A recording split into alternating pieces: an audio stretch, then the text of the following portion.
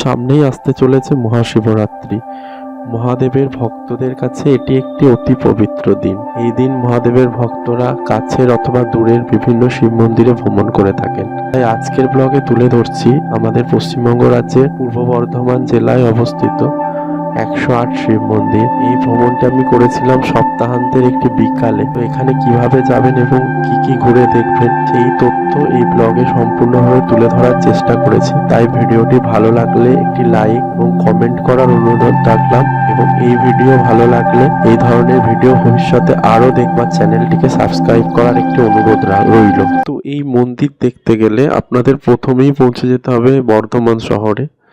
তো আপনারা আপনাদের স্টেশন থেকে যে স্টেশনে থাকেন সেখান থেকে আপনারা বর্ধমান স্টেশনে আসতে পারেন। হাওড়া থেকে বর্ধমান আসার অনেক ট্রেন আছে, মাত্র 25 টাকার বিনিময়ে আপনারা চলে আসতে পারেন। এছাড়াও আপনাদের নিজ নিজ জায়গা থেকে বাসে অথবা ট্রেনে করে, লোকাল ট্রেনের মাধ্যমে অথবা এক্সপ্রেস ট্রেনের মাধ্যমে আপনারা বর্ধমান স্টেশনে এসে পৌঁছাতে পারেন।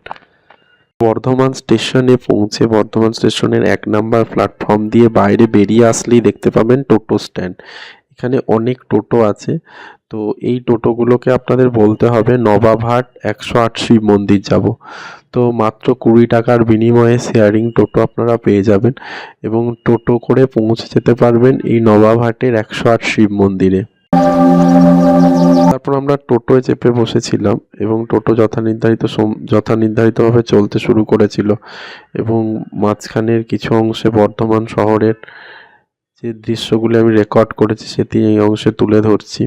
তো যারা যারা বর্ধমান থেকে আছেন তারা কমেন্ট করবেন আপনাদের কেমন লাগলো। এরপর পৌঁছে গেছিলাম 108 শিব মন্দিরে।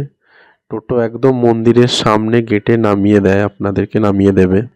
মন্দিরে যখন ঢুকবেন, ঢুকেই দেখবেন গাছে বজরংবলীর মূর্তি আছে এবং একটি শিব মূর্তি রাখা আছে। বজরংবলী শিবকে প্রণাম করছে, এই মূর্তিটা আপনারা গাছের তলায় দেখতে পারবেন।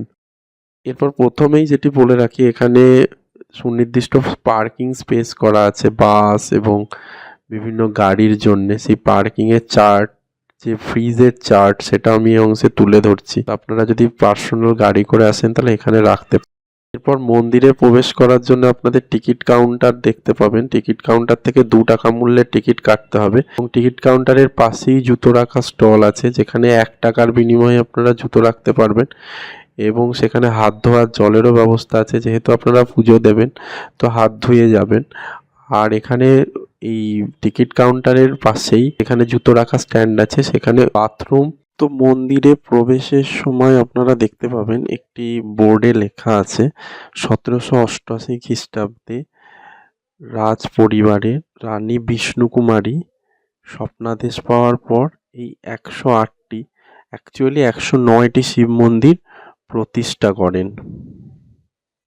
গেট দিয়ে ঢুকেই আপনারা সামনেই দেখতে পাবেন মানত নন্দী পার্ক বলে একটি পার্ক করা আছে, যেখানে নন্দী ভগবানের একটি মূর্তি আছে এবং সেখানে পার্ক করে দেওয়া আছে, এবং সেখানে 108টি ঘন্টাও আছে। তো এখানে ভক্তরা প্রার্থনা করেন, মানত করেন, তাই এটিকে মানত নন্দী পার্ক বলা হয়। তো এখানে আপনারা যেটা দেখতে পাবেন, প্রত্যেকটা মন্দিরে, শিব মন্দিরগুলো এক একটি নাম দেওয়া আছে, এবং মন্দিরগুলো একই উচ্চতার, একই দৈর্ঘ্যের এবং একই কালারের।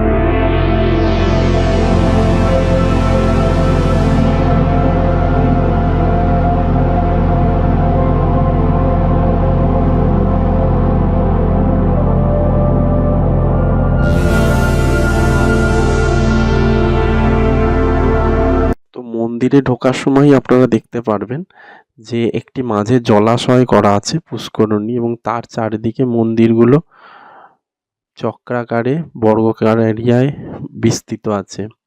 তো আপনারা যে কোনো ডান দিক থেকে অথবা বাঁ দিক থেকে যে কোনো একদিক থেকে পরিক্রমা শুরু করতে পারেন। তো আমি ডান দিক থেকে পরিক্রমা শুরু করেছিলাম।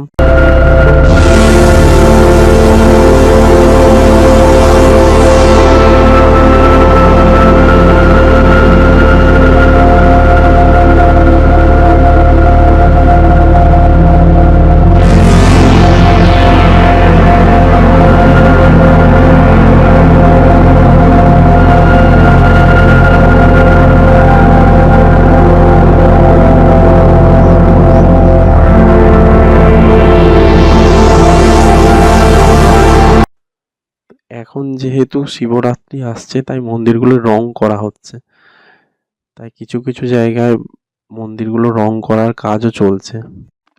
এবার মাঝে যে পুষ্করণটি আছে সেই পুষ্করণীর জল দিয়ে ঠাকুরকে পুজো করা হয়, প্রত্যেকটা মন্দিরে পুজো করা হয়।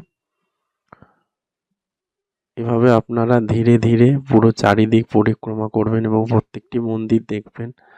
প্রত্যেকটি মন্দিরে একটি করে শিবলিঙ্গ রাখা আছে এবং চারপাশে খুব সুন্দর ফুল গাছ লাগানো আছে, আম গাছ, এবং পুকুরের জলে সূর্যের অস্ত যাওয়ার যে আলো সেটা পড়ে আরও সুন্দর দেখায় চারিদিককে। তো আপনারা টাইম নিয়ে এই ভব্য সুন্দর মন্দিরটিকে পরিক্রমা করুন।